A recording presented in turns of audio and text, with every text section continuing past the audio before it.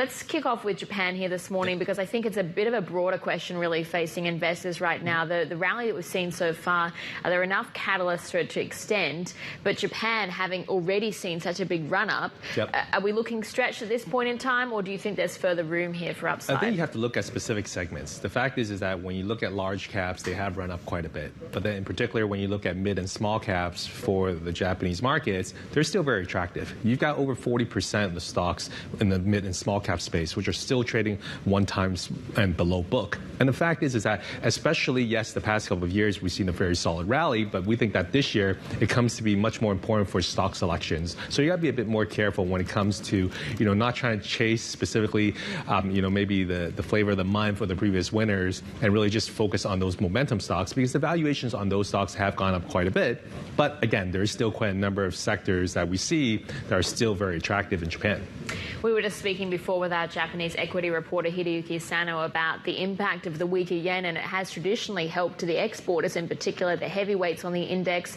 But what impact are you seeing, and do you think it's actually starting to have a negative bearing? There is some. I mean, depending, like you said, some of the exporters definitely will have a bit of an impact. But the thing is that when we look at Japanese markets as a whole, our cap rates assumptions is actually at 2.5%. So we actually already have a fairly big buffer and margin of safety already, given where interest rate levels are at right now and where we actually see cap rates. So the fact is that when we look at specifically, a lot of the companies, we look at a lot of the, I would say, maybe the unloved companies maybe from maybe contrarian point of view, from a more value style investing, we still see a lot of opportunities there, because especially I would say that over the past 6 months, there's been a lot of push towards, as I mentioned earlier, around momentum, around growth stocks, because everyone assumes that, with strong growth and everything, sort of reviving, capex reviving, that growth stocks are going to do very well, which they have. But at the same time, because of that, that's where you might want to have a bit of a style rotation to really start looking at some of the value stocks, which are definitely becoming much more attractive again.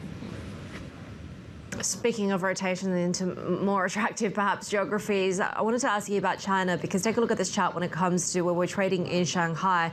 I'll get to Hong Kong in just a minute, but even Shanghai at the moment seeing kind of fresh technical signals that perhaps this is a true revival, right? The Shanghai comp 16% gain from February, the 50-day moving average now above the 200-day moving average. So this is the first bullish cross since early last year. Do you see this as a fundamental re-rating, or is the question, is that still in question depending on further policy execution and signs of a recovery? Yeah, that's a great question, because the fact is that when you look at where we are today as compared to a year ago, the fact is that we're still roughly around 10 to 15% below the levels that we were just a year ago. So the fact is that despite we had a fairly solid first quarter GDP number, and it did have a bit of a surprise, I would say, to some of the market participants, the fact is that when we look at overall valuations from, let's say, the CSI 300 perspective, it's still below its 10-year historical averages. So we think from a valuation perspective, it's definitely a lot more enticing. And the fact is that while we have had a strong rally, especially here in Hong Kong with a lot of the H shares, red chips, and some of the P chips as well, the fact is that still a lot of the A share stocks haven't seen that strong rally that we have seen here in Hong Kong. So we believe actually on the onshore platform that there is actually going to be quite a bit of opportunities right now for investors, especially given where valuations are and given such a really, I would say, a low starting point compared to the levels where we were from last year. Is it going to get harder for Hong Kong now? It's been, what, a 20% bull run over the past 3 months. So there seems to be sort of a setup for multiple headwinds from here.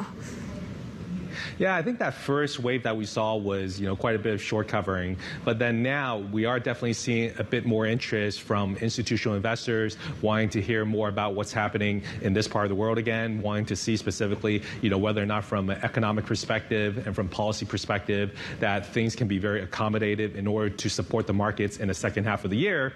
And also at the same time, because of where valuations are and given the opportunity set, there is actually a bit more certainty, I would say, in terms of investing in this part of the region, and that's why you're getting a bit more of, sort of an interest in terms of investor sentiment here in Hong Kong, and, eventually we feel as well within the China A-share market as well.